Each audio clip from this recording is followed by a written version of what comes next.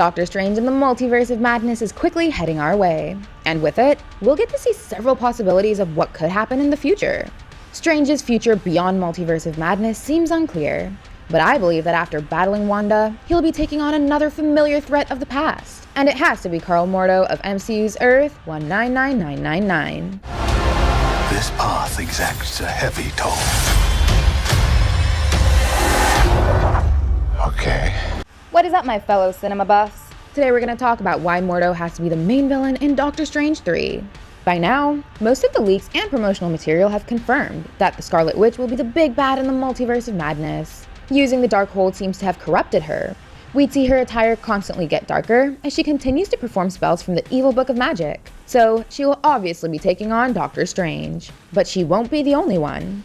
The trailers have shown that Strange will be tackling Shuma Gorath, who is called Gargantos in this movie as Marvel doesn't own the rights to Gorath's name.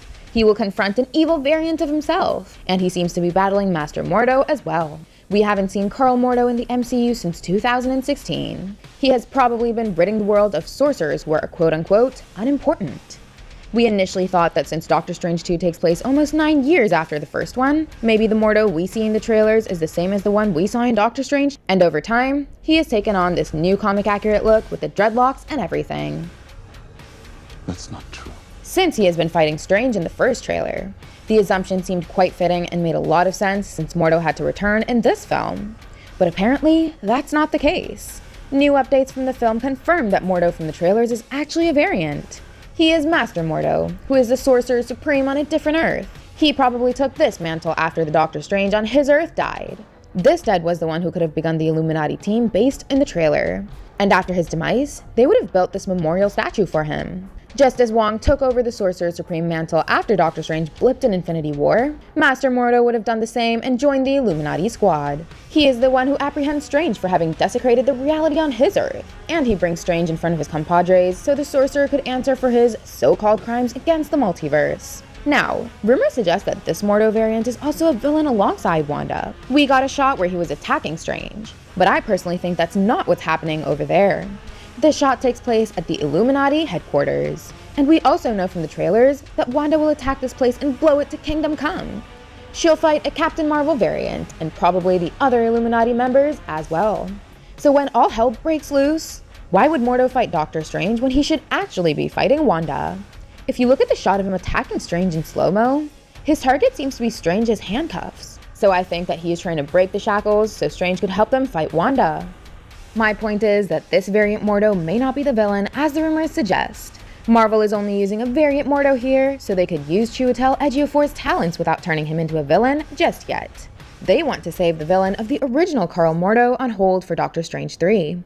He is still missing. With the post-credit scene of Doctor Strange, he was set up to be a villain in the future. And since he is nowhere to be seen in Doctor Strange 2, he has to return in Doctor Strange 3 as its big bad. It shouldn't be people like Nightmare, Chthon, or Mephisto. It has to be Mordo, as Marvel needs to deliver on their promise in Part 1. And if this variant Master Mordo is also a villain in the Multiverse of Madness, then making the main MCU's Mordo an antagonist in the future would feel very redundant. Marvel has kept him hidden for a reason. He'll return at some point of time in the Multiverse of Madness. And I believe that after seeing the consequences of Strange's actions to this date, he'll make it his mission to take Doctor Strange down for good. All this could be teased in the post-credit scene of Multiverse of Madness. And the MCU has already teased how he could prove to be a worthy opponent against Strange in Part 3. In fact, this was particularly known in What If's Episode 4. Through the course of that episode, we saw Doctor Strange turn into the dark and evil Strange Supreme. He gained more and more power by simply absorbing other mystical beings within him. Among all beings, he also absorbed a few evil ones, and they ultimately drove him towards the dark side. So MCU's Mordo could be involved in a similar practice for the last few years. He crippled Jonathan Pangborn and took away his mystical energy. So he could have been absorbing the energies of other sorcerers across the world. Doing that, he could have been pushed even further to the dark side. We should get a tease of all this when he returns at the end of the Multiverse of Madness. What do you guys think about this theory? Will Master Mordo be a villain, or is that a misdirect? And will Earth's Mordo be the villain of Doctor Strange 3? Or should it be some other being like Nightmare? Let us know in the comments. Give us a thumbs up and hit the subscribe button if you enjoyed the video. And don't forget to check out some more fun content on our channel. Thank you, and I'll see you in the next one. Goodbye!